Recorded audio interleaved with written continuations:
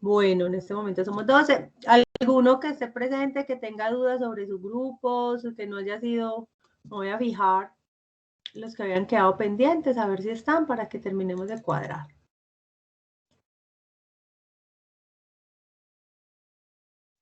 Profe. Hola. ¿De qué manera se te presenta el trabajo, por decir, de los moles? El de las taller punto de moles. ¿De qué manera? El taller, todo eso es en PDF, está ahí en el Teams. Venga, revisemos. Ya vamos a revisar, listo. ¿Quién me habló? Isabel. Isabel, está Isabel.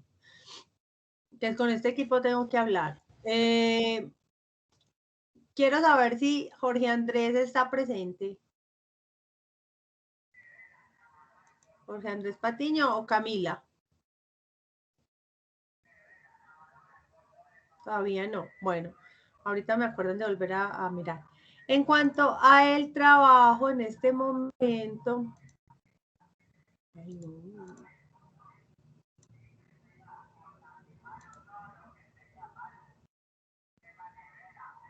Profe, hay otra duda.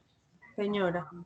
Mire, en el punto 13, que es para un procedimiento de titulación, se requiere preparar en un laboratorio una solución 0.5 molar de KH. Realice los cálculos y describa el procedimiento para prepararla.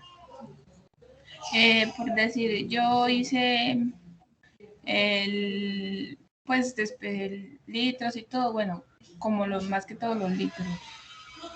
Pero entonces yo debo de hacer un procedimiento de titulación.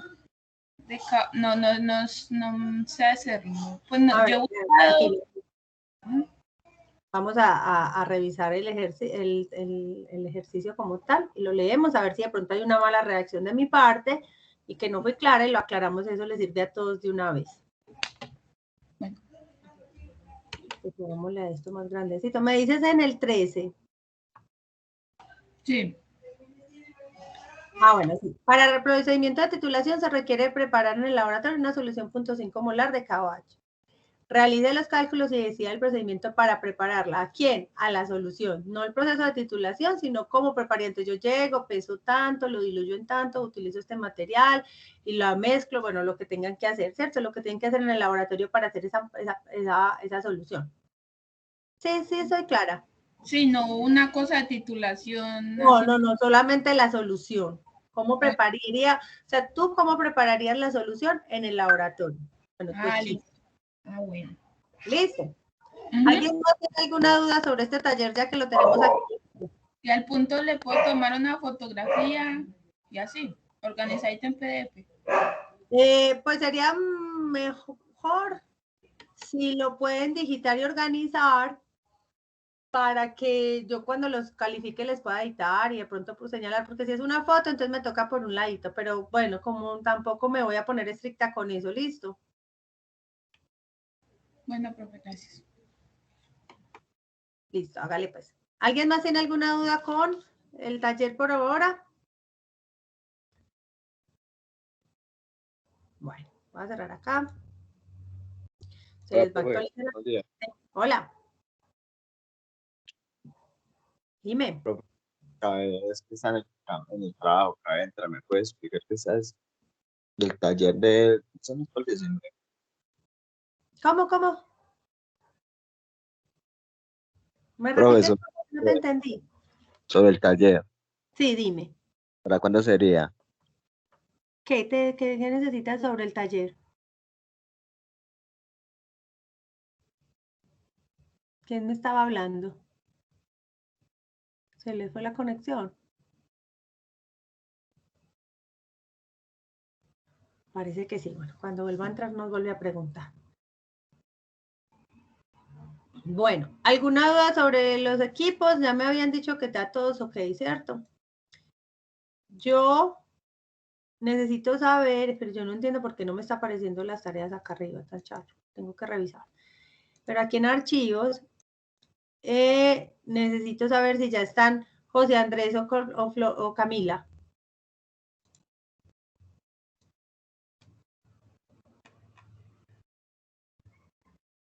María Camila. Es esta misma, no, la otra Camila. Es Camila Flores, ¿cierto? María Camila Jaramillo. Arrizzo. Camila no se ha conectado. Y Andrés. Bueno, voy a ver cómo hablo con ellos porque necesito saber si les organizo ese equipo o no. Bueno, entonces en cuanto a los equipos, ya todos están conformados, ya todo está organizado. Solo tengo estas dos personitas como pendientes y de eso depende también este equipo, pero bueno, si sigue pasando el tiempo, probablemente ya se quede así. Listo, porque no voy a pasar a alguien de acá y luego estos dos compañeritos, por las razones que sean, no puedan estar en el curso, entonces pues no. Bueno, entonces los equipos ya listos. Si tienen alguna duda del taller, entonces me la pueden ir haciendo. El compañero que se le cayó la conexión, si vuelve, tranquilo, me interrumpe y volvemos a mirar. No sé si ya está o no, es que no me di cuenta quién me estaba hablando. Bueno, creo que ya. Algo más antes de que sigamos, muchachos, ¿cómo les fue? ¿Cómo les acabo de ir con el tema de la semana pasada? ¿Lo revisaron? ¿Quedaron con dudas? ¿Todo súper bien? ¿La mejor profesora del mundo? ¿Qué? No, ya vi que no, muchachos. Profe, de pronto en los diagramas, bueno, no sé cómo se llama. Los diagramas de flujo. No, los anteriores a esa diapositiva. A ver, miren, pues ya ustedes están viendo, ¿cierto? Aquí, vamos acá.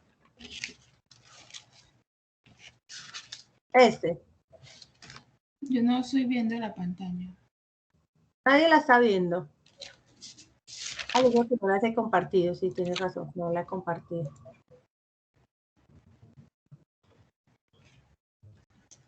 Ahora sí.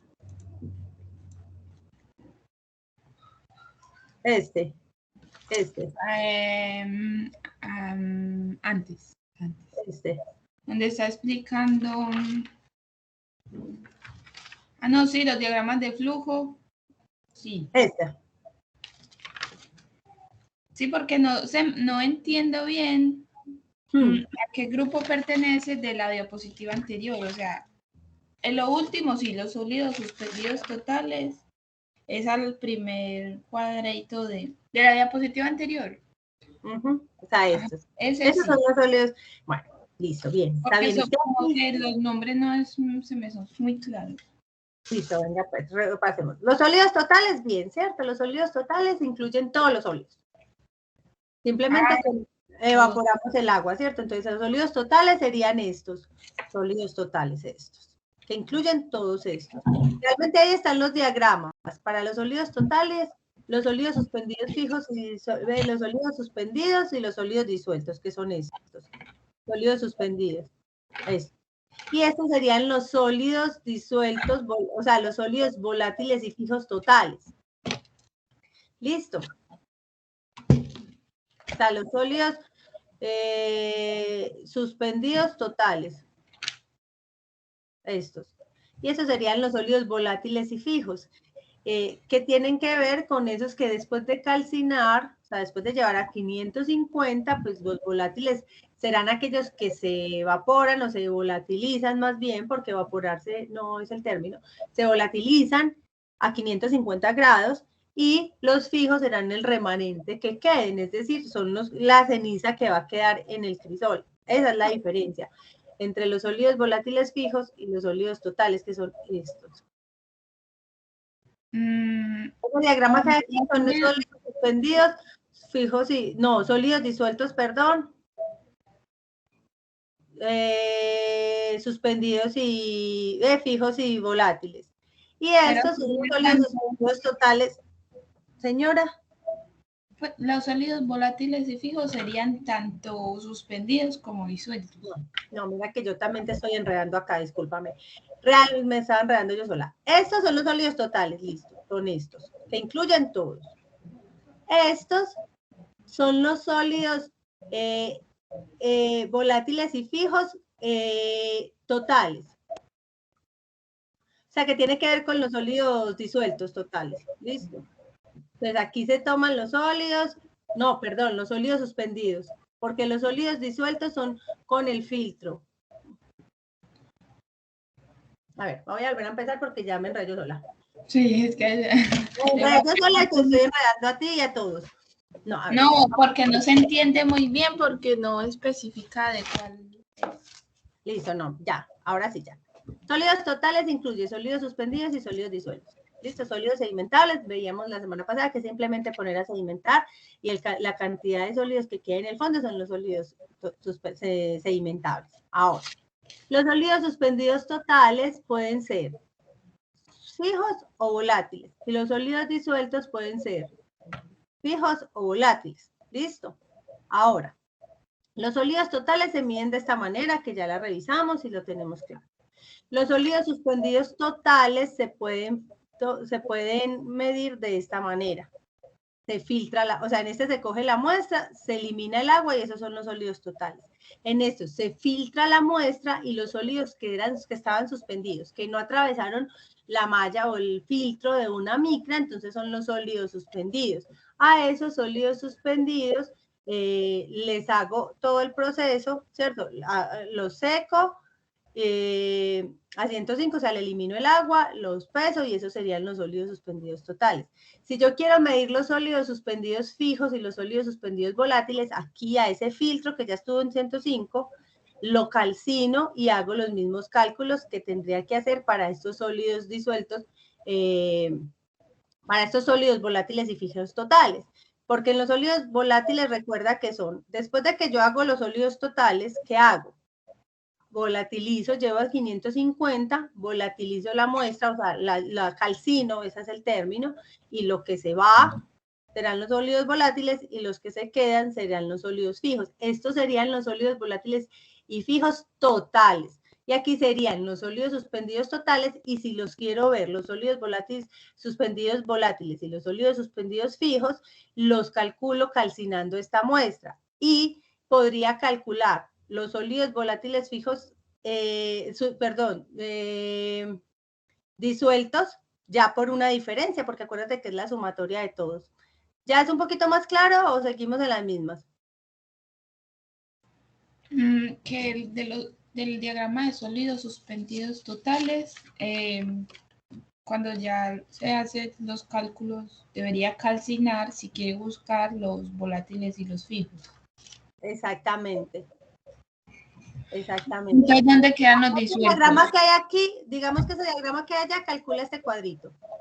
Y ya para calcular estos, los puedo hacer calcinando esa muestra o incluso por diferencia con esta, ¿listo?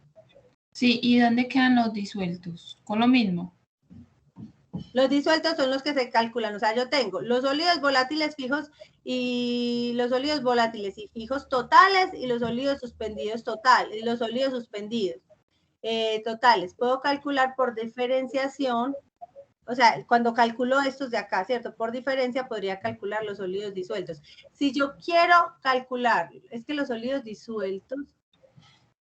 No está ahí entonces. Fijos no están aquí, no están aquí como se calcula, no está aquí el diagramita. Aquí solamente están, pues, digamos, los de este, ¿cierto?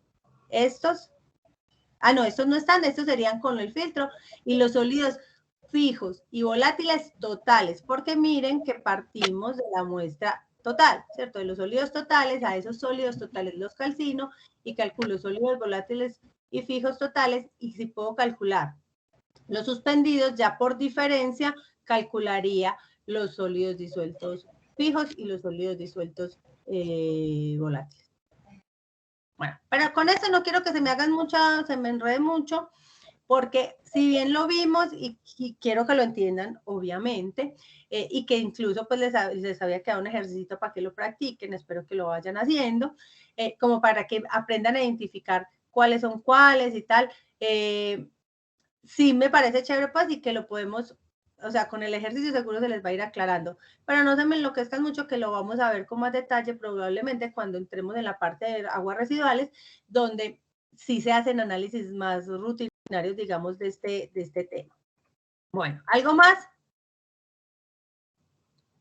Bueno, les mandé el link al WhatsApp, todavía no al correo, sobre si desean o no, ¿cierto? Ver práctica de laboratorio virtual y presencial. Es una encuesta muy sencillita, miren que no les puse pues mayor cosa para llenar, solo si quiero o no quiero, porque eso yo voy a, bueno, me faltan muchos por contestar, pues es que esto es están los 12 grupos, porque en función de eso, pues yo ya haré la programación y miraremos, pues como pueden ver, todos quieren presencial, la gran mayoría.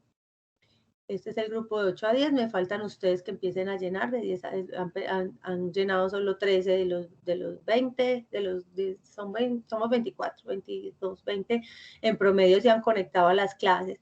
Entonces, simplemente con esto, ¿qué? Pues con esto yo simplemente tengo ya como el soporte para hacer toda la gestión. Yo hoy mismo le escribo a la persona encargada del laboratorio, les pregunto todos los protocolos, les pregunto cómo sería la programación. Yo tendré que ir al laboratorio en algún momento a revisar pues como qué protocolos y qué procedimientos podemos llevar a cabo. Entonces ya organizaríamos las prácticas, yo les diría las fechas, miraríamos cómo sería todo el proceso, pues de manera muy oportuna, ya sea que yo les mande un tipo de manual o de guía de laboratorio o que lo hablemos pues, en las clases, ya dependiendo pues como para no gastar tiempo en eso, probablemente les mande y ya contestar las preguntas puntuales. Y recuerden que el aforo máximo es 12 personas, entonces eso también tengo que mirar si nos toca partir el grupo en dos o si algunos solo unos presenciales y los otros virtuales, que las prácticas no son obligatorias, que si usted no me tiene que decir por qué no quiere ir, no es necesario que me explique, cada quien decide si quiere ir presencial. Si no lo hace, van a haber unas actividades alternas que le permita cumplir con los objetivos, ¿cierto? Ya lo socializaremos. Y va a tener pues el mismo juicio evaluativo, no es que ay, como este fue presencial, entonces bien, y este como no quiso, entonces menos, no, ¿cierto? Vamos a tener las mismas oportunidades, eso ya es una decisión personal que se respeta, la universidad no está obligando a nadie a ir de manera presencial, así que es solamente pues como por decisión personal. Entonces, para que lo tengan en cuenta, yo espero la respuesta de los laboratorios y espero socializarles pues como cómo lo vamos a trabajar en las próximas clases. Otro aviso parroquial que no se me puede olvidar, recuerden que el jueves tenemos capacitación con la biblioteca, entonces el link de ingreso es diferente, es otro link que se los voy a compartir por todos los medios, correo, chat, por acá por el equipo y por el WhatsApp, para que no se les olvide, que no se me queden por fuera. Recuerden que es muy importante también, porque ya con esto iniciaría el trabajo de la revisión bibliográfica. Espero también tener el listado de temas a trabajar. No sé si para el 19 o para el 24, dependiendo, es que no sé cómo sea, no sé cuánto se demore la capacitación, si después tenemos un ratico para hablar o no.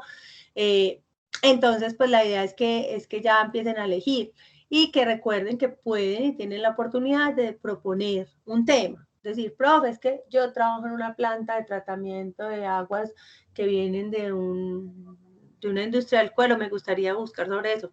Tome, o sea, bien, me encanta.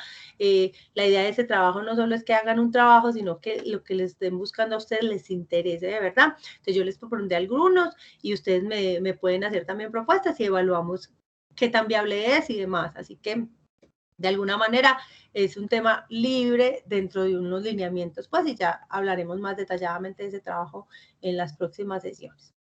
Listo. ¿Algo más o continuamos con la clase? Bueno, chicos, la semana pasada alcanzamos a ver varios parámetros, vimos los sólidos, vimos color, casi todos los parámetros físicos, ¿cierto? Color, olor, turbiedad, temperatura, pH, conductividad, los sólidos, hablamos de los métodos analíticos, hablamos de la confiabilidad de los métodos, de la ISO 17025, que es quien regula o quien más bien da las directrices para para los análisis de aguas, para los laboratorios de análisis de aguas, pues con el fin de asegurar la confiabilidad, los resultados que se ofrecen. Y nos quedaron faltando algunas propiedades físico-químicas, sobre todo las químicas, de la calidad del agua. Entonces hoy vamos a avanzar. Recuerden que las diapositivas las van a tener disponibles, que la grabación les queda disponible en caso tal. Recuerden que pueden preguntar en el momento en que lo consideren, y que si hay que interrumpir, pues no importa, ¿cierto? Lo importante es que vayamos todos como en el mismo camino, que nadie se me quede, que nadie se me frustre, que si yo voy muy rápido me lo digan.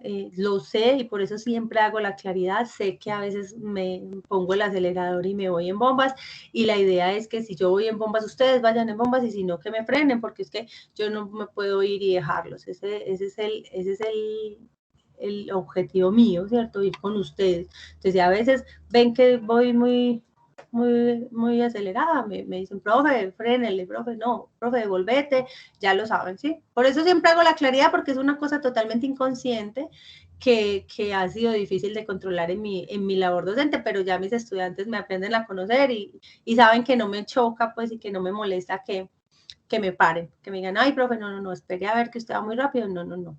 Listo. Dicho eso, entonces vamos a continuar, ya habíamos visto, sí, lo vamos a ver, con la alcalinidad. Entonces, digamos que la alcalinidad se entiende básicamente como la capacidad que tiene el agua para neutralizar ácidos. Es decir,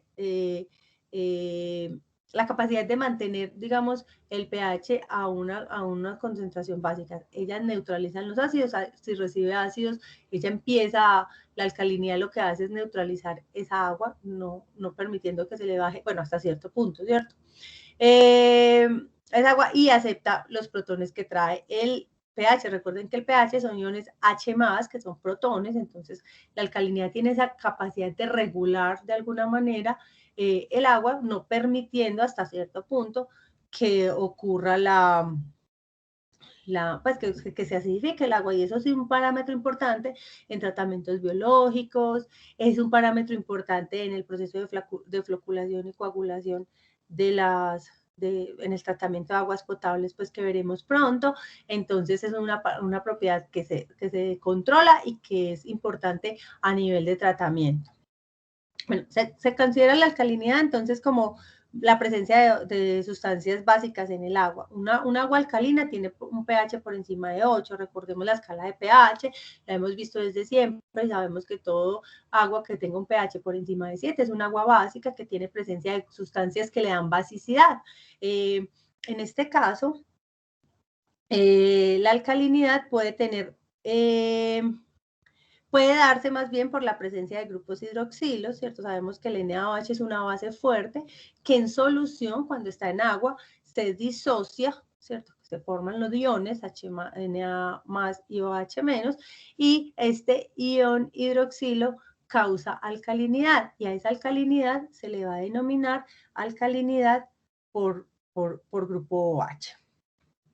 La alcalinidad en aguas naturales, además, se debe generalmente a la presencia de grupos hidroxilos, como les acabo de decir, ¿cierto? Que pueden venir de la presencia de este tipo de compuestos disociados. Entonces el grupo OH, que genera alcalinidad, le da basicidad a la muestra, y además por presencia de carbonatos y bicarbonatos.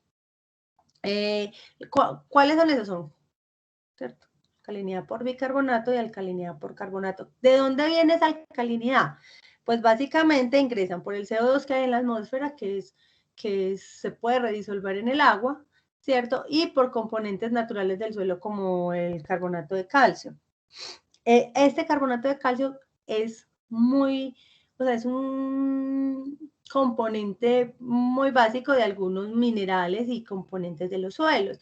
Por ejemplo, la piedra caliza y todo eso son puros carbonatos de calcio que pueden entonces estar jugando un papel importante en la alcalinidad, o sea que están agregando ese componente a las aguas. La alcalinidad entonces va a estar digamos, compuesta, una alcalinidad total del agua, la alcalinidad del agua va a estar compuesta por o alcalinidad por hidróxidos, o alcalinidad por carbonatos, o alcalinidad por bicarbonatos, en función del pH de la muestra, ya lo veremos, y de las diferentes especies que puedan estar ahí disueltas. Va a ser muy, muy, muy relacionada con el pH. Entonces les decíamos, ¿cierto?, que que es muy importante, o hay múltiples razones por las que yo te les decía que es muy importante, por las que es importante medir la alcalinidad. Una de ellas, entonces, es que puede cambiar el sabor del agua, puede hacer que sepa mal, y ya sabemos que eso va a ser un parámetro importante a la hora de la percepción del usuario final, pues si no sabe rico va a tener sus dificultades. Y también porque combinado con la dureza, acuérdense que hablamos que la dureza es manganeso, calcio y magnesio, perdón, puede generar esas, ¿se acuerdan que veíamos la fotico de las ay, se me van las palabras? Muchachos, yo gagueo demasiado, yo veo esos videos de las clases y yo digo, no, estos muchachos pobres, pero espero que se entienda lo que les digo. Esos precipitados que veíamos en las tuberías, ¿se acuerdan? Que tiene problemáticas con la presencia de calcio y magnesio, entonces combinado con alcalinidad, ese proceso de precipitación de compuestos de calcio y magnesio puede acelerarse y por ende tener mayores problemas a nivel operativo para esos tipos de procesos que mencionábamos en su momento. Bueno, entonces, aquí están las diferentes especies que pueden estar presentes en el agua, o sea, que pueden conferir o darle alcalinidad a las aguas. Entonces, hablábamos del CO2, ¿cierto? El CO2 de la atmósfera, que puede llegar a convertirse en carbonatos y bicarbonatos, los grupos OH, y bueno, la presencia de iones H+, que es la que hacen que ocurran las diferentes especies presentes en el agua. A nivel de tratamiento, entonces, se los decía antes, que la alcalinidad puede influenciar, puede tener un efecto importante en los procesos de coagulación y floculación, que se los he mencionado un montón con respecto a que es el primer tratamiento o el tratamiento inicial o uno de los tratamientos más importantes a nivel de potabilización de agua, digamos la etapa cero pues del agua, ¿cierto? Que es quitar esa parte de turbiedad, color en las aguas de sólidos y un exceso y entonces ese proceso va a estar influenciado y va a requerir, de hecho, que haya un exceso de alcalinidad para que se pueda ocurrir de manera correcta la floculación y la coagulación. Ya lo veremos en ese momento. Vamos a tener una clase solo de coagulación y floculación en el futuro muy cercano, entonces va a ser sencillo, pues vamos a retomar algunos conceptos. Y en el caso de los tratamientos biológicos, aerobios, de las aguas residuales, pues ya sabemos que generalmente en las aguas residuales domésticas e industriales, pues va a depender. Uno de los tratamientos principales pues es el tratamiento biológico y resulta que en los procesos anaerobios se debe garantizar también esta posibilidad, esta capacidad de tampón o esta capacidad que tiene la alcalinidad de neutralizar las aguas para evitar que hayan posibles desestabilizaciones en el sistema. Es decir, recuerden que la alcalinidad tiene la capacidad como de tampón, ese es un término que van a utilizar, tamponar, neutralizar, o sea, como recibir el choque de ácido, un agua ácida, por ejemplo, que llegó al reactor, pero como la muestra tiene alcalinidad, ella es capaz como de, voy a regular este pH, porque recuerden que el pH puede tener tiene un efecto muy importante en los tratamientos biológicos y que una disminución de pH en un tratamiento biológico puede generar la pérdida de biomasa, es decir, de microorganismos, los puede matar y eso puede generar un desorden en el reactor que haga que no se logre los efectos o las necesidades de tratamiento que se tienen. Entonces, por eso la alcalinidad tiene pues también mucha importancia a nivel de tratamiento. ¿Cómo se hace la alcalinidad? Entonces habíamos visto antes que hay métodos ópticos para unos parámetros, no sé qué. Hablamos de los métodos volumétricos, gravimétricos, volumétricos. Se me olvidó el término. físicos, bueno, no sé, la titulación es uno de ellos, ¿cierto? En el que medimos volúmenes. Entonces, la titulación es el proceso de analizar el contenido de una sustancia, determinando el volumen requerido de una solución estándar para completar la reacción en un volumen de muestra conocido. Resumen, ponemos a reaccionar una muestra, o sea, ponemos en la nosotros la titulación es algo como esto, ¿cierto? Aquí tengo mi muestra con mi indicador de pH. Para la titulación generalmente y para la alcalinidad se usa fenoltaleína. La fenoltaleína es rosado intenso cuando el pH está por encima de 8,3 e incoloro cuando el pH está por debajo de esa muestra. ¿Qué hacemos? Ponemos la muestra, estamos midiendo alcalinidad, entonces lo que hay aquí en la ureta, que aquí no quedó viéndose mucho, pero aquí hay una ureta, es un ácido, entonces eso es una neutralización. Va a llegar un punto en el que la concentración o la cantidad de moles del ácido y de la base son iguales. Bueno, hablábamos entonces, bueno, esa es la forma como digamos operativa de hacer. Hacemos una titulación, concentración conocida de ácido y hacemos llegamos a un punto de equivalencia en esa reacción. Bueno, recuerden, ¿cierto? Decíamos que la alcalinidad se puede deber al OH, al bicarbonato o al carbonato. ¿Listo? Bueno, al ácido carbónico realmente, bicarbonato y bicarbonato. Y que dependiendo de la especie que esté presente, pues o sea, o más bien, dependiendo del pH de la solución, va a estar presente una u otra especie. Y a veces es importante saber pues, de cuál especie estamos hablando, de qué tipo de alcalinidad tiene la muestra. Aquí les quise poner, pero no voy a entrar mucho en detalle para que no nos enloquezcamos, aunque esto ya lo han visto ustedes en química, las constantes de equilibrio de estas reacciones. Estas reacciones son un equilibrio, o sea, llega un punto en el que esto y esto deja, o sea, los productos y los reactivos reaccionan hasta formar el producto y va a llegar un momento en que ya ellos están en equilibrio, ni hay más reactivos ni hay más productos, simplemente están ahí coexistiendo en equilibrio. Entonces, de ahí salen las constantes de equilibrio y de las constantes de equilibrio, de alguna manera, sale la relación con la que se calcula la alcalinidad.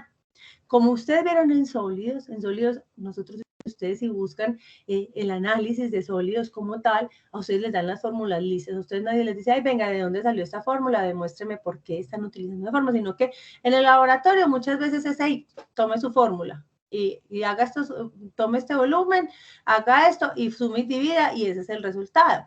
La idea que yo tengo es que ustedes sí sepan un poco de dónde viene, sin que nos entremos a la parte matemática y de cálculos y de muévase y de divida aquí, multiplique aquí, por eso dio 50 y por eso dio 1000 y por eso no, ¿cierto? Pero sí que sepan de dónde viene. Listo, entonces aquí están las constantes de equilibrio que son las que nos van a permitir o buscar lo que realmente está pasando para que esto ocurra, o sea, para que podamos calcular la alcalinidad de la muestra.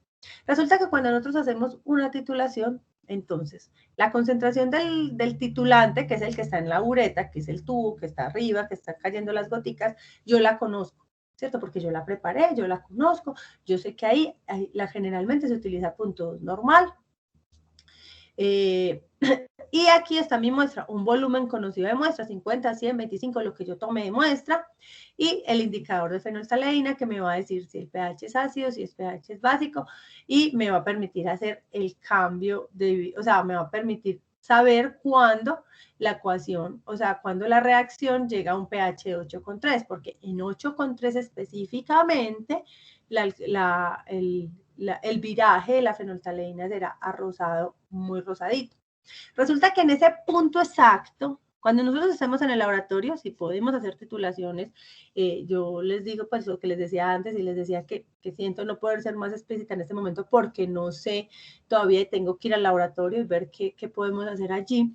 En ese punto exacto donde la gotica cayó y se volvió rosado, ese se llama el punto de equivalencia, o sea, ese es el punto exacto donde la reacción ácido-base llegó como a su equilibrio, y en ese punto los moles de la sustancia titulante, que en este caso sería ácido sulfúrico, y de la sustancia que yo estoy midiendo, que en este caso sería mi muestra, que sería el carbonato de calcio como tal, que es como se expresa la alcalinidad, son exactamente iguales. Por eso nos permite calcular la alcalinidad. Hola. Una pregunta, ¿sabes que la alcalinidad se alcanza con 8.3? Ahí es donde alcanza el equilibrio. No, no, no. O sea, la titulación para medir alcalinidad con fenolftaleína se termina en 8.3, pero vamos a ver en este grafiquito que sigue, esa pregunta te la voy a poder contestar, porque resulta que va a depender del pH. Una muestra puede no tener alcalinidad, o puede tener alcalinidad de fenolftaleína, que es a 8.3, pero puede tener alcalinidad, o sea, ¿y qué significa que a 8.3 haya el viraje? O puede tener alcalinidad por bicarbonatos, o puede tener alcalinidad por carbonatos, o puede tener las dos, o puede tener solo la del grupo OH, o puede tener solo la de ácido carbónico. Entonces eso va a depender del pH. Solamente cuando hablamos, en este caso y puse el ejemplo de la fenolftaleína, a ese momento es el punto de equivalencia, pero toda la titulación puede tener un punto de equivalencia, o sea, puede que yo adicione el indicador y sea rosado de una vez. ¿Qué significa eso? Pues que el pH ya está por encima de 8.3, lo cual va a hacer que la alcalinidad sea básicamente por grupos OH o va a depender, ¿cierto? Entonces, pero y verás que debemos allá, yo creo que te respondo, y si no, ahí vuelves y me dices, no, profe, no era eso, sino esto. Listo. Bueno, entonces les decía que en ese punto de equivalencia, en el pH que sea y la titulación que yo esté haciendo, en este caso, pues, estábamos haciendo una alcalinidad a la fenolftaleína, los moles del A y del B son iguales. ¿Quién es A? El ácido y de la base. Por eso les puse ahí B. Y los moles son iguales al volumen por la concentración. Recuerden que concentración es molar, por ejemplo, entonces será moles por litro y el volumen por litro, entonces por eso me da moles iguales a moles. De ahí yo conozco la concentración del ácido. Yo la conozco, yo la preparé, era 0.2. El volumen del ácido, si yo titulé y me gasté 20 mililitros, por decir un número. La concentración de la base, no, eso es lo que yo no sé, ¿cierto? Yo estoy buscando la concentración de la base, yo estoy utilizando esa propiedad que hay, que en el punto de equivalencia la concentración es igual, y por tanto, los moles son iguales, perdón, y por tanto, voy a calcular esa vez. Y el volumen de la base, yo la sé, que vendría siendo mi volumen de muestra, porque yo desde el principio decidí que iba a trabajar con 50, con 25, con 100 mililitros. Por tanto, una regla de tres sencilla, perdón, un despeje sencillo me daría la concentración de la base, que es igual a la concentración del ácido por el volumen del ácido sobre el volumen de la base. Ustedes van a encontrar tabulados y créanme que ayer no me acordaba y lo confieso sin ninguna vergüenza, que era 50, ¿eso de dónde salía? Yo, ¿pero por qué? Yo, ¿cómo les explico a ellos por qué? O sea, ustedes se lo van a encontrar así, puede que no encuentren fácilmente porque estos dos valores están ya estandarizados y si usted la aplica sin saber, igual le va a dar el resultado, ¿cierto? Usted igual va a saber y lo multiplica y lo hace y le va a dar bien, pero yo quería contarles de dónde sale. Entonces me puse a buscar y casi que no me acuerdo. Entonces, la alcalinidad estará volumen. La A dice mililitros de ácido sulfúrico gastado. Entonces, el volumen del ácido sería A. N, la concentración del ácido. Y aquí está el volumen de la muestra. Resulta que la concentración del ácido generalmente está en normalidad, que es equivalentes gramos. Estos 50 básicamente son la respuesta siempre está en miligramos de carbonato de calcio por litro, independiente del tipo de alcalinidad que estemos calculando.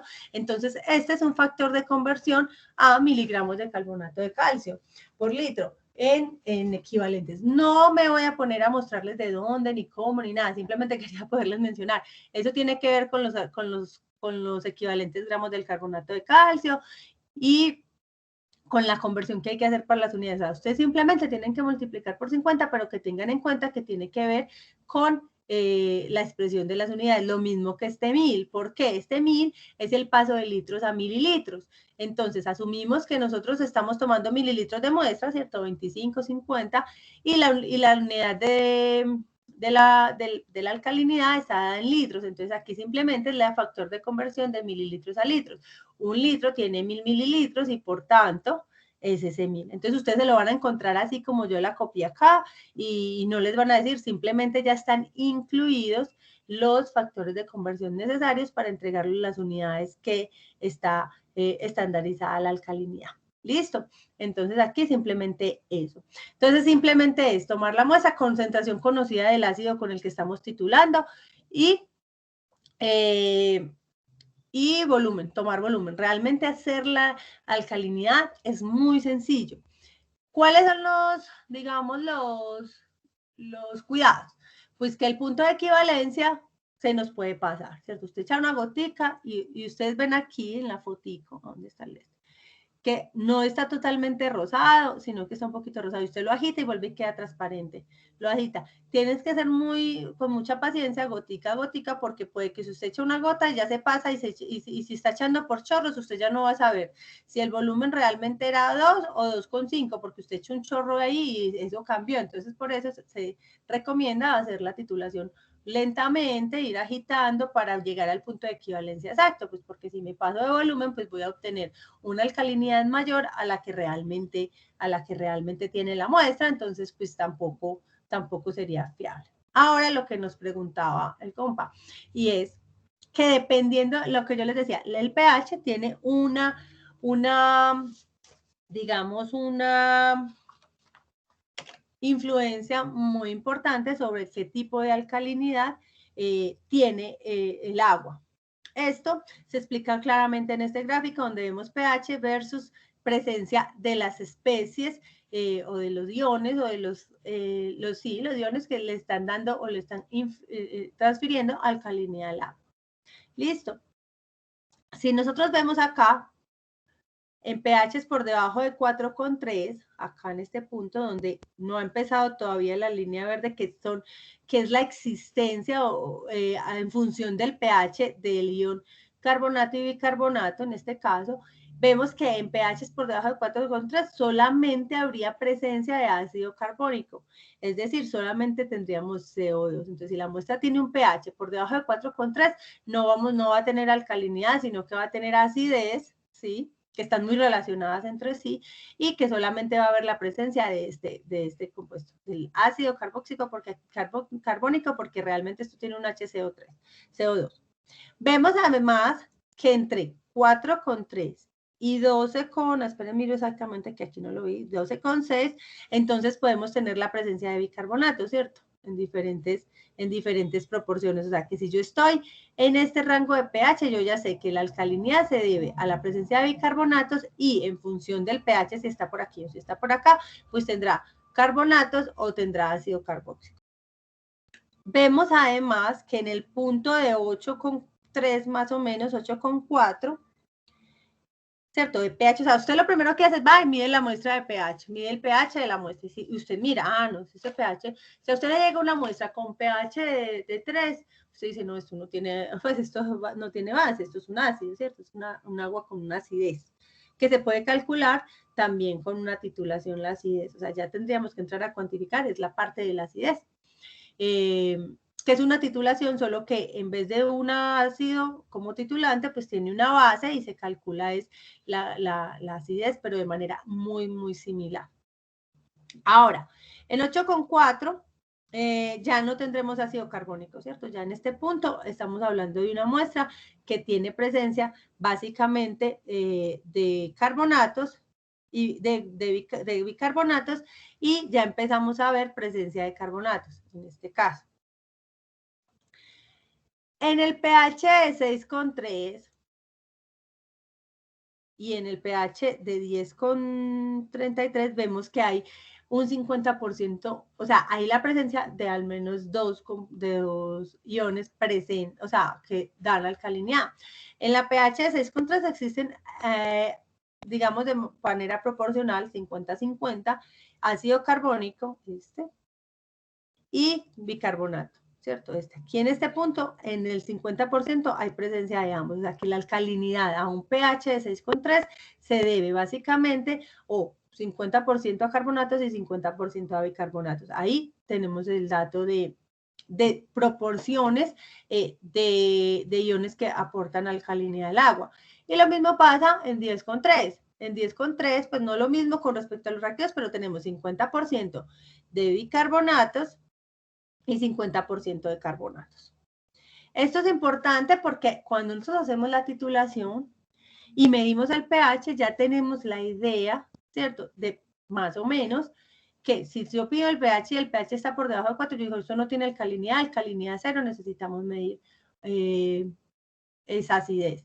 Si yo mido un pH de 8,3, entonces yo ya sé que la alcalinidad va a ser debida, ¿cierto? Básicamente a, miren, si es exactamente 8,3, ¿qué es lo que preguntamos ahora? En 8,3, la alcalinidad básicamente es por presencia de bicarbonatos, y si el pH está por encima, entonces ya tengo que mirar, y hay una tablita que creo que no se las puse, no. Hay una tablita en la que nos ayudan a relacionar de acuerdo al volumen gastado en cada titulación, qué tipo de alcalinidad existe o hay presente en esa muestra. Realmente se hace, no lo tengo acá, pero se los voy a contar. La alcalinidad se llama alcalinidad a la fenolftaleína y alcalinidad total.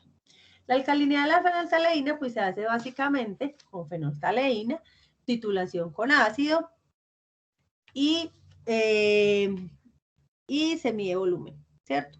Si el pH está por debajo de 8,3, entonces se dice que no hay alcalinidad, que la alcalinidad a la fenolftaleína es 0, y que la presencia de alcalinidad se debe básicamente a bicarbonatos y a grupos OH.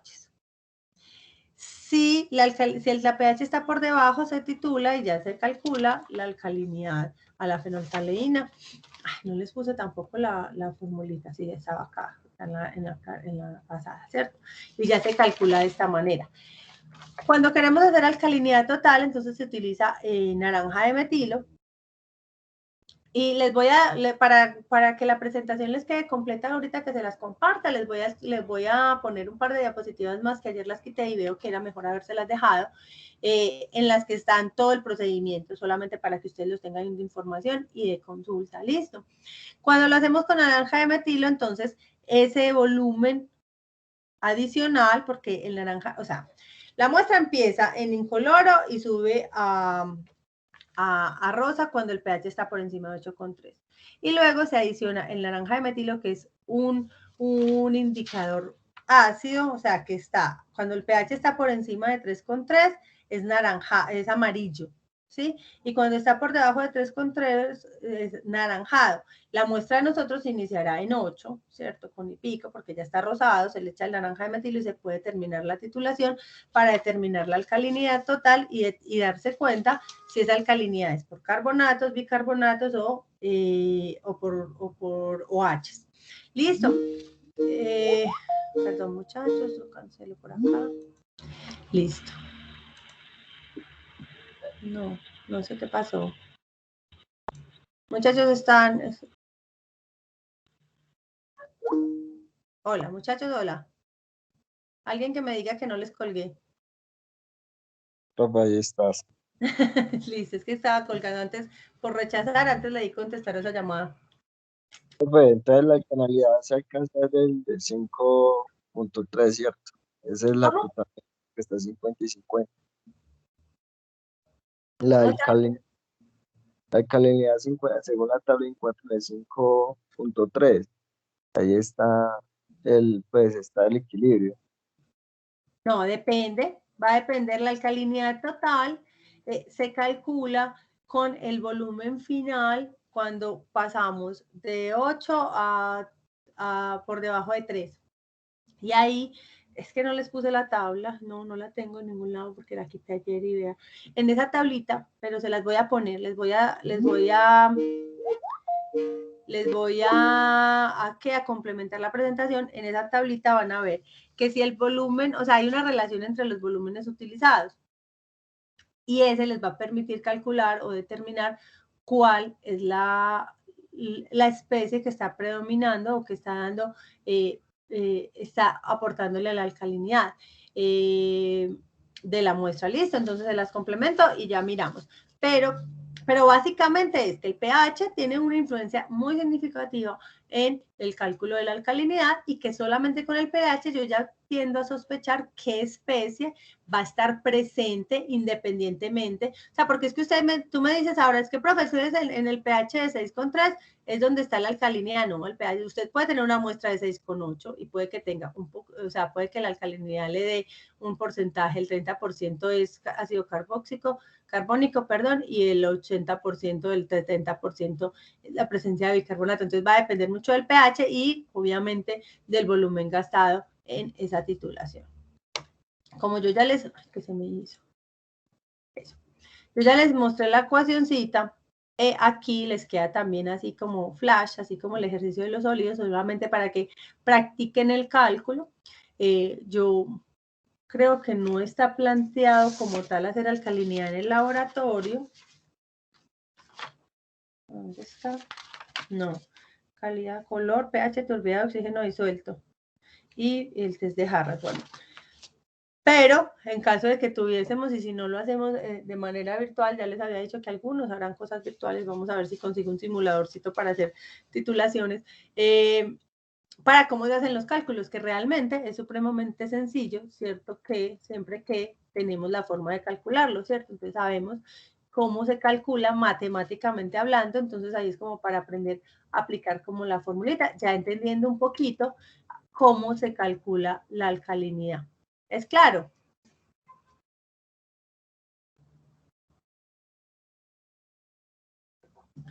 Bueno, el silencio, el que calla, otorga, como dicen por ahí. Espero que sí, muchachos. Bueno, hay parámetros. Habíamos hablado también, bueno, entonces vimos hasta ese momento algunos parámetros físicos y vemos ahora, empezamos a ver los parámetros químicos, empezando con la alcalinidad. Ahora, ¿se acuerdan que hablábamos de parámetros que miden como la cantidad de materia orgánica presente en un agua, presente en una muestra? Mediante métodos que miden como la oxidación o la reacción, ¿cierto? La oxidación de la materia orgánica.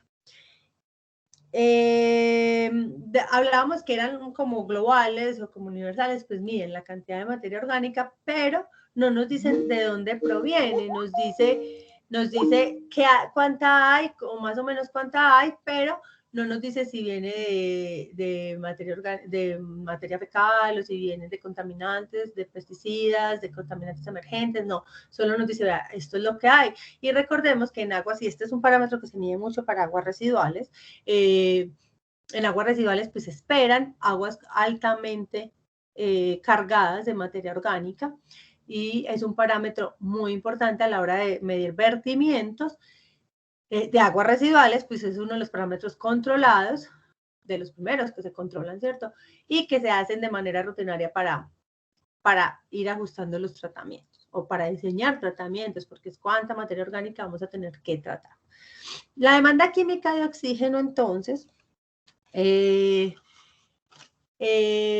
usada, o sea, básicamente mide la cantidad de oxígeno que se necesita para oxidar toda la materia orgánica que hay presente en la muestra, o todos los compuestos que son oxidables contenidos en una muestra de dióxido de carbono y agua, hasta llevarlos a dióxido de carbono y agua, es decir, coge la materia orgánica, le adiciona un químico que es dicromato y lo pone a reaccionar y mide cuánto dicromato se gastó para eliminar esa materia, o sea, para oxidar esa materia orgánica hasta la mineralización, que es el CO2 y agua. Y se hace la relación estequiométrica para calcular cuánta materia orgánica había. Ese procedimiento se puede tardar entre 2 y 3 horas, es un procedimiento que se hace de manera rutinaria, suele necesitar una digestión de la muestra y luego por titulación o por espectrofotometría puede medirse esa cantidad de oxígeno gastado y por ende se puede hacer la relación con la materia orgánica presente en la muestra. Por otra parte, otro parámetro muy importante y que también mide de manera general la materia orgánica presente en el agua es la DBO, que es la demanda biológica de oxígeno. La demanda biológica de oxígeno también mide la cantidad de oxígeno que se requiere para la eliminación de materia orgánica, pero esta vez por acción no química, sino biológica, o sea, por microorganismos. ¿Cuánto oxígeno necesitan los microorganismos para llevar a cabo la oxidación de la materia orgánica? Entonces, en este caso, se hace una inoculación con unos microorganismos que ya sabe que se comen la materia orgánica, porque realmente eso es lo que pasa. Ellos se alimentan de materia orgánica. Y cuando veamos un poquito más sobre tratamientos biológicos, vamos a ver que ellos comen materia orgánica, pero ellos, digamos que producen otros compuestos que pueden o no ser útiles y que también necesitan un manejo. Por ejemplo, en los reactores biológicos anaerobios, que es como el que hay en la San Fernando, ¿cierto? Ese domo grande que vemos allá, que esos anaerobios, eso allá no son para materias, para bacterias y microorganismos que no necesitan oxígeno para vivir. Ya lo veremos en detalle, pero yo pues como siempre ando chapuzones de todo por todos lados, pero espero que sea como con fines de que ustedes les queden, que con esos ejemplos pues digan, es que eso sí sirve para algo, ¿cierto? Porque uno a veces echa mucha carreta y luego como que no le ve la aplicabilidad. El caso es que en ese reactor, que es un reactor anaerobio, los microorganismos, ahí hay un montón de especies. Hay unos que hacen la primera etapa, hay unos que se llama acidogénesis, o sea, ellos van haciendo y ellos tienen como una cadena de trabajo en el que van produciendo el alimento de unos, lo que unos excretan es lo que los otros los alimentan y van creando. Entonces, pues el caso es que la última etapa de los reactores biológicos se llama metanogénesis, hay bacterias, microorganismos metanogénicos que lo que hacen es que cogen esa materia, ese alimento que ellos utilizan y lo que excretan o lo que liberan es biogás o biodiesel, no, se llama metano, ¿cierto? Y el metano se puede volver biogás y ese biogás es utilizado dentro de la misma planta para suplir algún tipo de energía en el proceso. Yo visité una planta de cerdos, pues un criaderito de cerdos, donde las excretas de los cerdos, o sea, todo el purín, todos los desechos de los cerditos los llevaban a un reactor anaerobio biológico y el metano que se producía lo recirculaban a la zona donde tenían los marranitos bebés, que eran una cosa súper tierna, para calentarlos, porque ellos necesitan unas temperaturas como para criarse y pues para ir como creciendo. Entonces, hay algunos procesos biológicos pues que tienen, digamos, esos beneficios y lo veremos en ese momento. Entonces, la EO5 mide eso, ¿cierto? Mide esa cantidad de oxígeno que requieren esos microorganismos para oxidar en la materia orgánica presente. ¿Qué pasa con la EBO5? Bueno, la EBO, que se llama EBO5 porque se hace 5 días. A 5 días se va midiendo la cantidad de oxígeno disuelto en el agua, en la muestra, para determinar pues cuánta EBO hay. Ahí hay unas relaciones para calcularlas. Ese es uno de sus principales problemas, ¿cierto? Que se demora 5 días, que es entonces por eso existe la EQO, que es el equivalente químico que da una primera aproximación de esa materia orgánica. Digamos que la principal diferencia que hay entre la EQO y la EBO es que la EQO incluye la EBO, o sea, la EQO mide toda la materia oxidable en esa muestra, ¿cierto? Mientras que la EBO pues solamente toma lo que es degradable biológicamente, lo que es biodegradable. No todo se puede degradar por medios biológicos y eso también es muy importante. Pueden haber aguas residuales industriales que vienen con un alto contenido de petróleos, de aceites o demás que no hayan hasta el momento, o sea, que los microorganismos no sean capaces de comerse, que no sean capaces de degradar. Entonces esa agua no es degradable y por tanto te tienen que buscar otros métodos físicos o químicos que permitan la eliminación de esa materia orgánica, ¿cierto? Entonces, una característica pues que se debe tener en cuenta, o algo que siempre se debe hacer, es que la DQO siempre va a ser mayor a la DBO, puesto que la DQO incluye la DBO. Ahora, yo les acabo de mencionar ¿qué hora es? 11. Lo que tiene que, o sea, lo de biodegradabilidad, es decir, ¿cómo sé yo que un agua es biodegradable? ¿Cómo sé yo que yo a esa agua le puedo aplicar un tratamiento biológico? ¿Cierto? No, les acabo de mencionar que no todas las aguas pueden tratarse biológicamente, puede que no. Pues la relación entre la DBO y la DQO nos da un indicio de cuándo un agua es biodegradable, cuándo le puedo aplicar un tratamiento biológico o cuándo definitivamente no y tengo que buscar otro tipo de tratamiento. Entonces, la relación entre si la relación entre la DBO y la DQO, ¿cierto? Yo voy al laboratorio, analizo esa muestra, me dio DQO de tanto, DBO de tanto y hago la relación entre ambas y el valor me da mayor a 0.4, significa que esa agua es biodegradable. Es decir, que yo podría eliminar la materia orgánica de esa muestra mediante tratamientos biológicos, reactores aerobios, anaerobios, dependiendo pues, y ya miraremos con más detalle cuando estemos en el tema de residuales. Pero es una relación importante y eso nos va a ayudar a determinar un tren de tratamiento para un agua. Ahora, si están entre punto y 4.5, entre punto 2 y punto 4, perdón, entonces son moderadamente biodegradables, habría que mirar y optimizar las condiciones de manera que logremos los objetivos de degradación que necesitamos. Listo, entonces, yo hago los cálculos, mira, no, eso me dio punto 3. Bueno, vamos a ver qué tratamiento puede ser óptimo o qué puedo hacer o en qué condiciones puedo lograr que se degrade. Pero si ese valor está por debajo de punto 2, entonces definitivamente no, pues esa agua no es degradable, no es biodegradable y por lo tanto tengo que buscar alternativas como está en esta tablita para su tratamiento. Entonces si es menor a punto 2, definitivamente no puedo hacer biológico, tengo que buscar otros tratamientos físico-químicos, algún tipo de filtros, cosas de ese tipo, ¿cierto? O precipitaciones, o oxidación química, o tratamientos avanzados, o membranas. Bueno, ya habría que mirar un tratamiento físico o químico. Ya no se puede biológico. Si está entre punto 2 y punto 4, entonces hay que hacer una combinación. Yo les decía, bueno, buscar las condiciones óptimas para el tratamiento biológico y combinarlo con de pronto, pues si la biogravedad, entonces quitar, por ejemplo, poner un tratamiento físico antes del tratamiento biológico para eliminar una primera parte de contaminación que probablemente sea poco degradable o biodegradable. Y si es mayor a punto 4, entonces la opción va a ser un tratamiento biológico, es decir, un reactor. Esto, acuérdense que esto pues básicamente para aguas residuales. En aguas potables los tratamientos y los trenes de tratamiento son diferentes. Listo.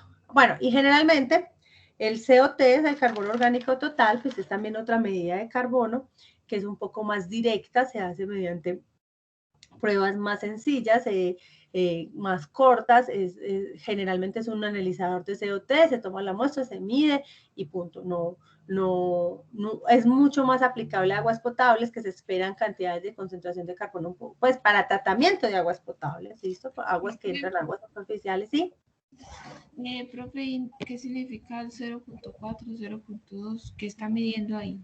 La relación entre la DBO y la DQO. Por ejemplo, usted hoy mide y la DQO le dio 250 miligramos por litro.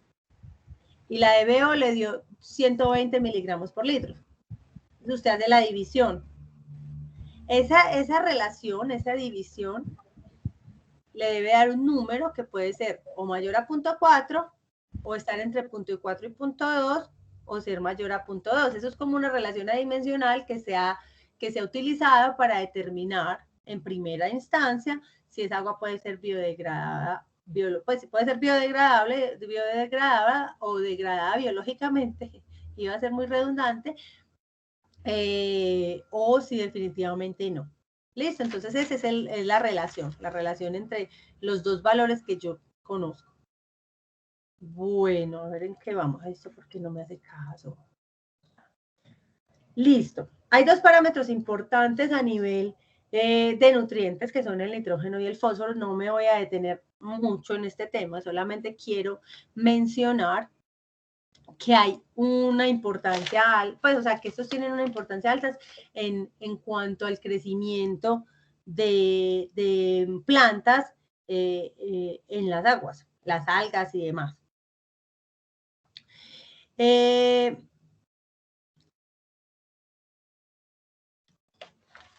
¿Dónde vamos? Sí. Entonces, es importante para los animales y para el crecimiento de plantas. Entonces, se debe controlar y además, por ejemplo, también está en normativa los nitratos sobre todo. Hay diferentes especies que pueden estar presentes en las aguas. Las bacterias, aquí hay nombres, no voy a entrar en detalle, no es mi fuerte tampoco, ¿cierto? La parte biológica y lo que hacen los microorganismos a nivel de fijación de nitrógeno, pero el nitrógeno del ambiente es fijado y empieza a haber como un ciclo del nitrógeno. El nitrógeno puede tener diferentes especies presentes en el agua. Por ejemplo, el nitrógeno amoniacal, ¿cierto? Que es el NH4, que viene del amonio, y el amonio viene básicamente de la orina de los seres humanos, ¿cierto? Nosotros excretamos amoníaco, NH3, y este entra al ciclo del nitrógeno y tiene pues puede generar pues también algunas otras especies que tienen mayores efectos sobre los tratamientos biológicos o sobre incluso la salud. El nitrógeno amoniacal entonces puede pasar a nitratos, se oxida, ¿cierto? Gana electrones, se oxida, pasa a nitritos, de nitritos a nitratos. Esto se hace en presencia de oxígeno, mientras que en ausencia de oxígeno los nitritos los nitratos pueden devolverse a nitratos, pues ya se pueden reducir y pasar nuevamente al nitrógeno y así sucesivamente. ¿Qué pasa? Que no todas esas formas, pues que algunas de estas especies pues pueden tener efectos sobre los tratamientos, sobre todo biológicos, sobre el crecimiento de las plantas y sobre la salud humana.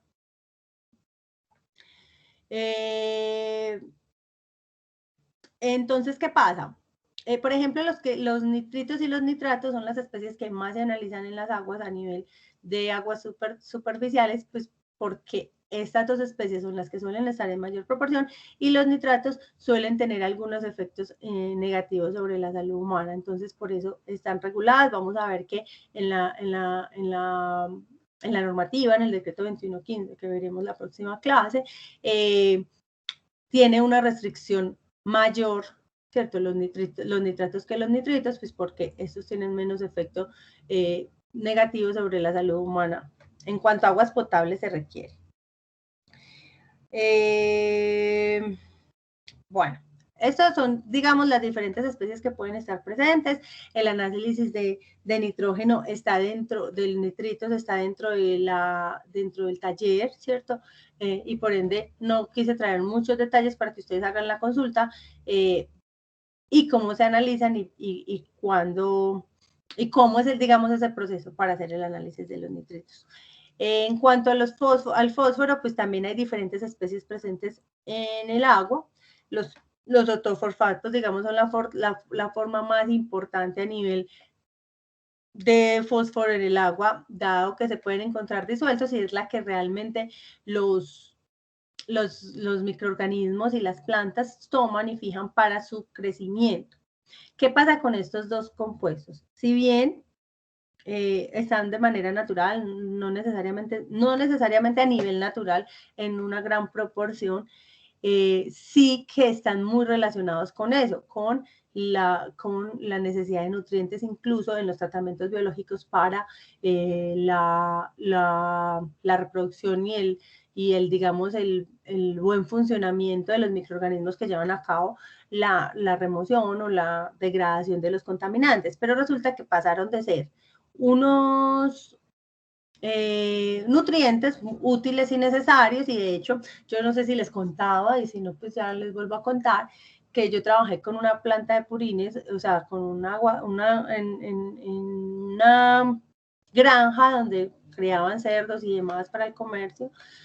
Estaban muy preocupados porque el exceso de purín, y el purín son los desechos de los animalitos, tenían demasiada concentración, pues estábamos generando demasiado, y entonces antes lo que se utilizaba para riego, porque como esto, el nitrógeno y el fósforo son nutrientes necesarios para el crecimiento de determinadas especies de plantas y demás, o para todas, pues, pero entonces se utilizaba para el riego de los cultivos, resultó que ya era demasiado, que ya había mucho y que ya se estaba generando otros problemas y que incluso se estaba inhibiendo. Un exceso de nutrientes presenta una inhibición, digamos, del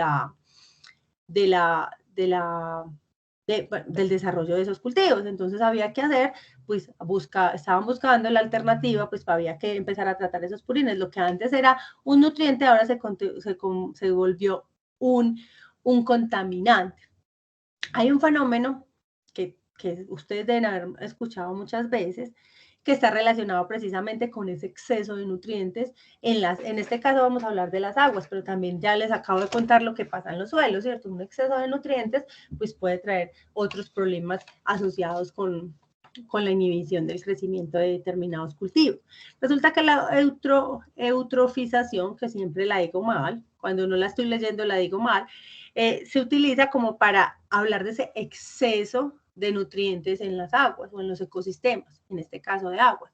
¿Qué pasa? Cuando hay mucho nutriente en un agua, se potencializa el crecimiento de las algas y de esto que nosotros siempre vemos cuando vemos un río así como todo lleno de algas verdes y como de una cosa así en toda la superficie. Resulta que eso es porque esa fuente de agua pues suele tener un exceso de nutrientes, entonces hay un crecimiento acelerado de estas algas. ¿Qué pasa o cuál es el efecto que tiene esto sobre, o sea, por qué eso es malo para el agua? Primero, pues visualmente nosotros sabemos que eso no es que hay algún problema asociado. Y segundo, que al haber tanta biomasa, la biomasa se está consumiendo el oxígeno en la parte reproduciendo, se está disminuyendo el oxígeno disuelto que hay presente en esa fuente de agua. ¿Y qué pasa cuando el oxígeno se está gastando básicamente en la reproducción de estos microorganismos, de estas algas, que no le está llegando suficiente oxígeno a las especies acuáticas? Ay, muchachos, ¿qué hora es? No, vamos bien. A las especies acuáticas que hay en ese sistema acuático, ¿cierto? Entonces, que necesitan oxígeno para vivir, hables de peces, especies acuáticas, no sé, que hayan en ese río o en ese lago o en ese embalse, etcétera, etcétera, y por ende, pues que se pierda o que haya menos vida acuática en ese embalse. Y además, eso también tiene otros problemas. Por ejemplo, y hablo de embalses porque recuerden que yo trabajé en esa parte, eso también tiene unos problemas en el tratamiento, ¿cierto? El agua que llega a planta, pues va a llegar con muchísimas algas y va a necesitar unos tratamientos previos o va a necesitar aumentar el tratamiento o va a necesitar aumentar la dosificación o lo que sea para eliminar esas algas. Entonces, eso trae muchos problemas asociados a nivel ambiental y a nivel de tratamiento. Cuando hablamos de exceso de nutrientes, fósforo y nitrógeno sobre todo. Bueno, hasta aquí, ¿qué tal? ¿Cómo van?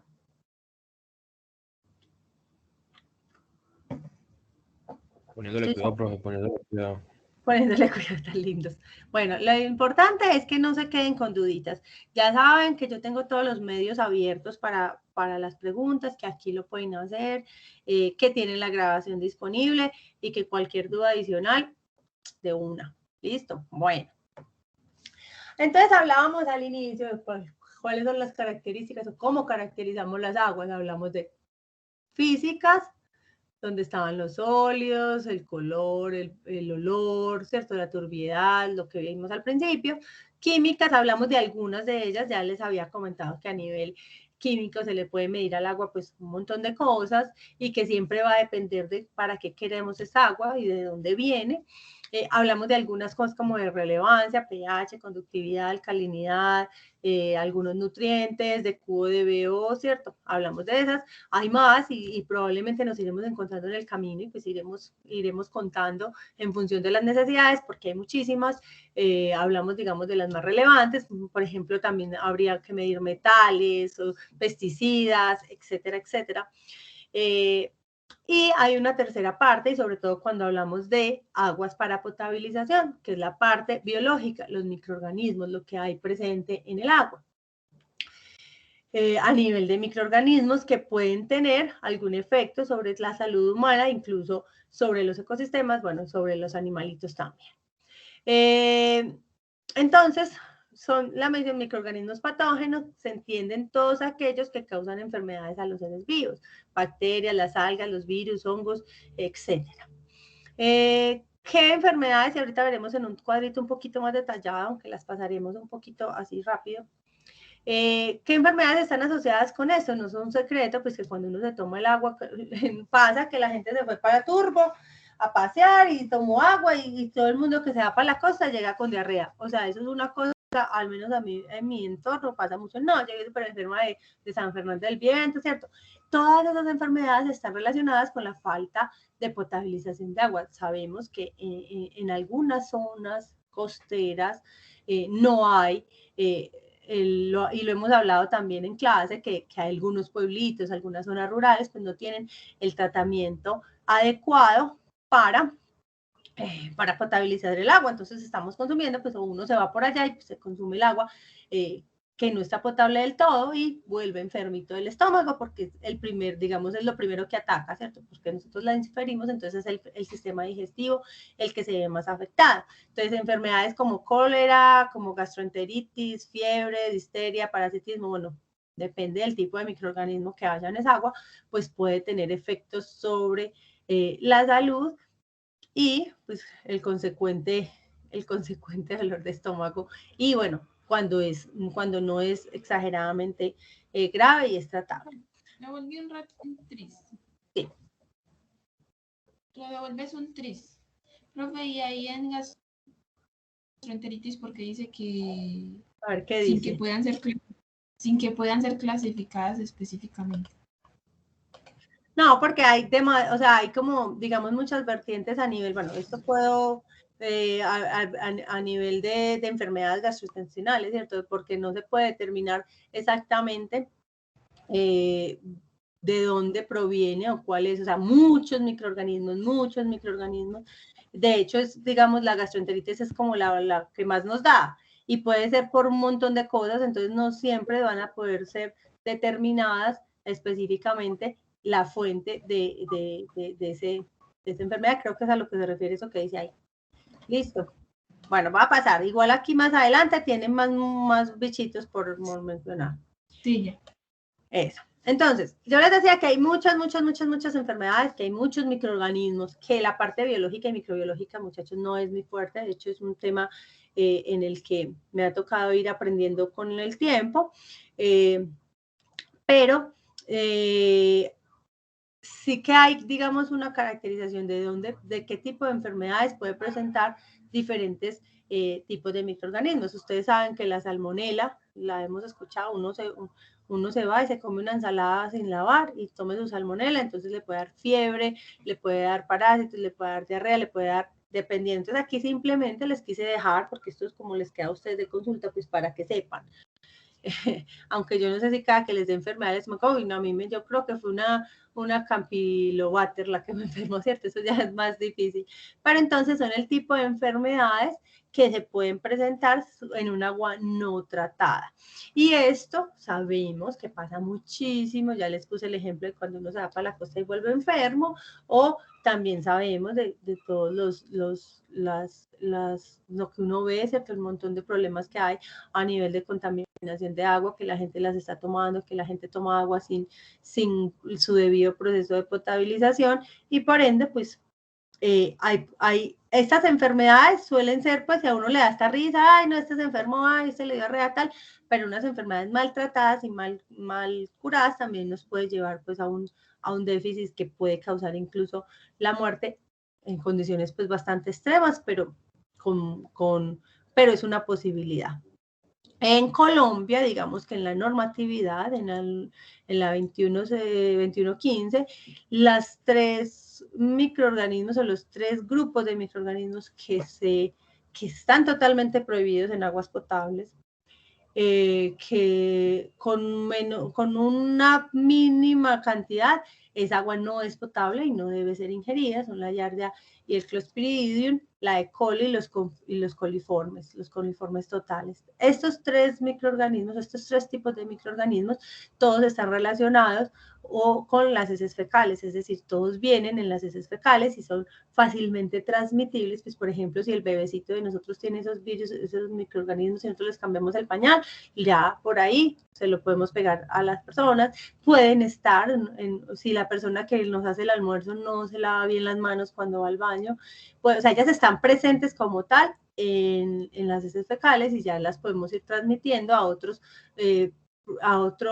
órganos del sistema digestivo, generando todas esas enfermedades gastrointestinales y demás, que como les decía hace un momento, pues mal cuidadas pueden traer otras consecuencias. Entonces digamos que en Colombia, cero tolerancia con los microorganismos, la Giardia, el E. coli y los coliformes están dentro de la 2115, que vamos a ver la próxima clase, que es la normatividad vigente en nuestro país, y vamos a ver un poco a qué es el enfoque, o qué se tiene que estar pendiente cuando hablamos de aguas potables en Colombia. Entonces, para que tengan simplemente pues como el recuerdo, ahí como tengan como el pantalla. La profesora de microbiología decía que muchos químicos, al ver solo una de estos microorganismos que están en el popó, creían pues que ya el agua tenía popó, pero a veces solo es por el contacto también con la tierra, que la tierra la tiene, entonces no me acuerdo bien. Bueno, ahí ya ya sabe mucho. Un cuadro pero sí, o sea, no solamente que esos microorganismos no provienen solamente del agua, creo que es lo que me estás diciendo, me estás queriendo decir, ¿cierto? Esos microorganismos están presentes en diferentes compartimentos y pueden llegar también a las aguas, y sobre todo pueden llegar a las aguas potables mal desinfectadas o tratamientos inconclusos, pues no completos, y podemos llegar a ingerirlas, pero nosotros nos podemos contagiar. Pues sí, lo que les decía, si alguien fue al baño y no se limpió bien, luego me dio la mano a mí, luego yo me rasqué la boca, tome que no necesariamente te contaminaste por el agua, ¿cierto? Es por eso tan importante. O sea, ahora está muy de moda lo de lavarse las manos y todo eso, ya sabemos toda la situación, pero realmente hay otro montón de cosas que hacen que nosotros debamos después estar como muy aseados, y es precisamente eso. Yo no sé si les conté a ustedes que cuando estábamos en la universidad hicimos un cultivo de unas manos. O sea, cogimos la mano, cogimos un copito y cogimos, ya les voy a mostrar cómo se hacen los cultivos. ¿Qué hora es? ¿No? Sí, me va para terminar. Y lo sembraron y crecieron Escherichia coli como siempre. Pues el pobre que puso la mano quedó claro que no se había lavado bien las manos, y es que nosotros no tenemos como esa cultura, o no la teníamos, llevamos 1 año y medio tratando de implementarla y aún así se hace difícil, pero pues de siempre asearnos mucho, porque todo eso tiene un montón de implicaciones en la salud. Bueno, ¿cómo se hacen los análisis microbiológicos? Básicamente se hacen por siembra en medio selectivo, que significa que se coge un agar, así se llaman, ahorita los vemos un poquito más en detalle, con unas condiciones específicas que tienen los alimentos para determinado tipo de microorganismo. Por ejemplo, voy a pasarlo de una vez. Hay medios de cultivos generales, que son los que permiten el crecimiento de una gran variedad de microorganismos, es decir, que contiene todos los alimentos que le gustan a muchos microorganismos. Entonces no son muy específicos, porque puede crecer cualquier cosa que les guste esa composición de ese microorganismo, de ese medio. Miren, dicen aquí que pueden ser como extractos de carne, pectona, bueno, algunos tienen algunos compuestos que les gustan a varias cantidades, entonces que simplemente se hace el crecimiento ahí, se hace ese agar con el fin de ver que hay microorganismos. ¿Cuáles? No podemos determinar, porque este no es selectivo. Otros más selectivos son los que tienen incorporado solamente el alimento que le gusta a un tipo de microorganismos. Por ejemplo, la E. coli. Entonces, la E. coli le gusta tal, entonces se siembran en ese agar, y lo que crezca, entonces ya sabemos que son E. coli, o aquí, por ejemplo, ponen el ejemplo de la salmonela, y hablan de ya han incorporado determinadas sustancias que inhiben el crecimiento de unos microorganismos y facilita el crecimiento de otros, ¿cierto? Entonces, tiene la composición de, pues si a mí me gusta si a mí me gusta el chicharrón, pues entonces para que yo crezca me dan chicharrón, pues más o menos es lo mismo. Si a las bacterias, a la salmonela le gusta este agar que dice aquí, no sé si bilis que caldo de lactosa, pues entonces le dan caldo de lactosa y ella se va a desarrollar y va a crecer, mientras que va a inhibir a otros microorganismos que no quiero que crezcan en este momento. Yo estoy analizando, es la salmonela, por ejemplo, según el ejemplo que haga. Medios de cultivos diferenciales es que incorpora determinadas sustancias que nos permiten diferenciar entre dos tipos de microorganismos, entonces va a haber un crecimiento diferencial, es decir, me va a permitir en un solo cultivo ver de pronto varios tipos de microorganismos e identificarlos. Y medios de enriquecimiento es que yo al mismo agar le pongo, son aquellos medios en los cuales a un medio base se le añaden determinadas sustancias nutritivas que son necesarias para el crecimiento de un microorganismo exigente. Por ejemplo, el caldo de selenio, pues, bueno, ya, no les voy a leer más. ¿Qué significa? Que yo a un caldo normal, con unas condiciones específicas ya muy generales, le puedo adicionar algo que yo sé que el microorganismo necesita. O sea, los agares, vamos a ver, vienen generalmente ya preparados en estos tarros. Se compra que el agar, que el caldo que agar de carne, que agar, bueno, etcétera, que agar de lactosa, que agar, usted los compra, en el tarro viene especificado cómo se prepara. Y si usted ya sabe que su microorganismo crece ahí, entonces, ¿qué pasa con los enriquecidos? Pues cogen el que ya existe y le adicionan, por ejemplo, aquí ponían el ejemplo, pues hay uno que necesita selenito, entonces le adicionan el selenito para asegurarme que ese microorganismo crezca en ese agar. ¿Por qué es tan importante hacer que crezcan? Porque muchas veces, bueno, primero pues para cuantificarlos, para determinar presencia, pero otras veces, por ejemplo, para el tratamiento de determinados contaminantes, lo que hacen los microbiólogos y la gente que esté en ese grupo en el que yo no me incluyo, hacen es aislar microorganismos, hacer que un microorganismo empiece a comer lo que yo quiero que coma. Entonces yo lo creo y luego hago que crezca y que se reproduzca y que me trate. Entonces una compañera hacía la tesis en que quería que el compuesto comiera, que el microorganismo se comiera los compuestos estos, ay, se me fue el nombre, los hidrocarburos. Entonces, ¿qué tuvieron que hacer? Empezar a aislar, empezar a hacer crecer, empezar a mirar cuál microorganismo podría llegar. O sea, porque de forma natural no hay microorganismos que coman hidrocarburos, porque los hidrocarburos es una cosa que no es natural, ¿cierto? Entonces, ¿qué tienen que hacer? Coger los microorganismos, acostumbrarlos a que coman eso, porque así como todo, ¿cierto? Usted se pone a dieta y usted se acostumbra a comer a dieta porque pues es lo único que le dan. Si a usted solo le dan hidrocarburos, pues usted aprende a comer hidrocarburos, pero a unas condiciones, y primero se le mueren, bueno, hacen, y luego ya necesitan que ya lograron crear como esa cepa de esos microorganismos que comen hidrocarburos. Ahora necesitan que esa cepa se crezca y se reproduzca y que tener mucha. Entonces a eso también es importante lograr el crecimiento y conocer cómo hacer para reproducir esos microorganismos. Acá les traigo a nivel de laboratorio. Entonces ya conocimos que necesitan unos medios para hacerlos crecer, ¿cierto? Un alimento. Realmente lo que son esos medios de cultivo, esas cajitas de Petri que nos hemos encontrado muchas veces y tal vez sin comprender muy bien eso. Y a mí personalmente el área de microbiología me parece muy tesa porque tiene que tratar con medios vivos, con microorganismos vivos, pues que todos los seres vivos son muy caprichosos, igual los microorganismos, ¿cierto? Entonces, sus condiciones y el análisis y demás, pero realmente la parte operativa como tal es sencilla. Se prepara el agar. ¿Cómo se prepara el agar? En las etiquetas, los agares traen, digamos, las instrucciones. PS para 1 litro, PS 3, para 2 litros, PS 6, para 3 litros, PS 9. Pues haga el cálculo y pum, PS diluya. Generalmente se hace a temperatura ambiente, a altas temperaturas, temperatura caliente, para lograr que se disuelva completamente, porque esos agares son como gelatina. Ustedes los han visto en las cajitas Petri, ellos se vuelven como una gelatina, que es donde sembramos. Y generalmente estos agares, una vez se preparan, se deben esterilizar con el fin de eliminar toda contaminación externa a la muestra.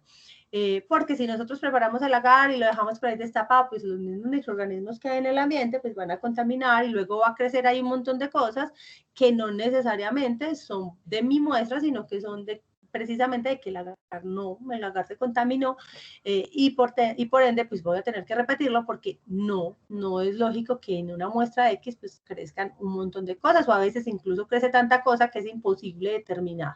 Listo, se sirven y luego que se sirven, se siembra.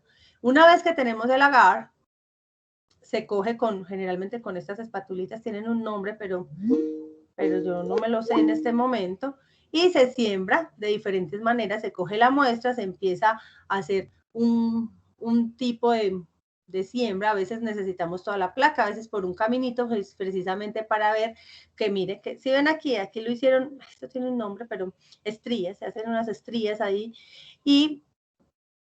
y vean cómo crece justo por donde pasó la muestra, ¿cierto? Y ahí es donde ya dice, si hay presencia, no hay presencia. Y también hay unos métodos de conteo, que no vamos a detallar, pero hay formas de contar, ¿cierto? Cuántas microorganismos hay. De hecho, se reportan unidades formadoras de colonia o quistes, dependiendo del tipo de microorganismos que se estén midiendo. Y hay métodos, pues, para eso. Y entonces así se verían, digamos, a nivel real, ¿cierto? Sí, aquí cada puntico de estos es una colonia, es un grupo, entonces eso se cuenta y se determina que en esa muestra, por el volumen que se tomó de muestra, había tantas unidades formadoras de colonia, porque cada una sería una unidad formadora de colonia, porque ahí hay 20.000, ¿cierto? En cada puntico hay varias, pero es una colonia y se cuentan, digamos, las colonias, o ya cuando son más específicos, miren por acá, pues estos son, esto podría ser un hongo, ¿cierto? Y hay crecimiento, o otras que hay, eso también va a depender mucho de la forma del crecimiento, bueno, eso ya se los voy a dejar a los expertos, porque yo no lo soy, he hecho análisis microbiológicos, sí, pero muy pocos y seguramente no muy confiables, pues porque los microbiólogos se vuelven unos tesos en esterilizar, en asegurar que no haya contaminación, en la identificación, solamente con ver estos punticos. Yo tengo un grupo de amigas microbiólogas y ellas ven, no, eso debe ser, y ahí mismo le dicen a uno, pues, un tipo de microorganismo, y uno dice, pues, muy chévere, ¿cierto? Muy tesas, cada como zapatero a su zapato, muy respetada esa parte, pues, de la parte ambiental, que además tiene una importancia incalculable, sobre todo, pues, ahora que hablamos de aguas potables, de asegurar, ¿cierto?, la calidad del agua potable. Bueno, hasta aquí veríamos entonces la parte de, ¿dónde están mis amiguitos? Aquí. Yo veo que hay por acá, que nos comparte Isabel. Bueno, bien, mire, indicadores para el agua, aquí hay, vean, ya a nivel, si quieren conocer a nivel un poco más profundo el tipo de microorganismos que hay, ¿cierto? No es objetivo de nosotros en el curso como tal entrar a ese nivel de detalle, pero a nivel informativo me parece genial. Muchas gracias, Isabel. A ver, ¿quién más por acá? Sí, profe, ya no me han hablado más. Bueno, muchachos, entonces hasta aquí llegamos como la parte general de caracterización de aguas. Es posible que entremos en detalle en algunos de los parámetros un poco más adelante, sobre todo la parte que tiene que ver con tratamiento de aguas residuales, que tiene pues como unas condiciones diferentes. El objetivo de esta unidad era que ustedes a nivel general pudieran ver cómo se caracteriza un agua, qué parámetros más o menos se analizan en el agua, y veremos la próxima clase ¿qué se mide en Colombia a nivel de normatividad? ¿Qué se tiene que tener en cuenta? Es sencillo realmente, pues, o sea, leer la norma, el decreto 2115, que es el que está vigente, que es desde el 2007, si no estoy mal.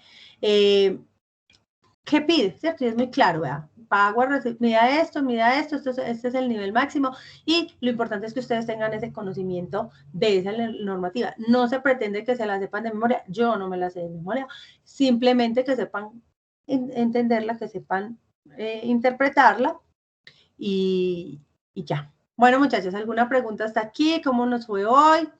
¿Todo claro? Sí, profe, todo claro, muchas gracias. Feliz día. Feliz día para todos. Ya está súper claro que Bueno, no me han llenado toda la encuesta porque esto también va a ser la encuesta del laboratorio. ¿Por qué? Porque yo necesito organizar los grupos, así que necesito que todos diligencien para yo saber quiénes son virtuales, quiénes son presenciales y cómo organizarles las actividades. Así que, porfis. Está en el WhatsApp, en el grupo de WhatsApp. Ahorita se las mando al correo. Déjame a mí en el correo por acá. Envíalo el correo. Tenemos transcurso durante el día, ¿cierto? Sí, no, pues yo de aquí hoy solamente voy a escribirle a decir que sí, que quiero virtual, que por favor, que quiero presencial, que por favor me expliquen bien cómo es todo el proceso. Pero sí quiero que entre más rápido, porque necesito el número de estudiantes que van a presentar, a ver cómo se tiene que organizar de acuerdo al aforo y a las condiciones de bioseguridad que la universidad nos esté solicitando.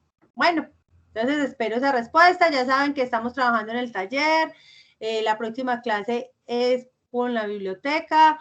¿Qué más les tengo que recordar? Nada. Y si tienen algún tema para ese taller, para eso de la biblioteca, para eso de la revisión, entonces estoy abierta a todo. Bueno, muchachos, feliz día. Nos vemos el jueves con la capacitación. Les mando el link por todos los medios posibles ahorita en la tardecita o mañana. Dale, profe, muchas gracias. Bueno, feliz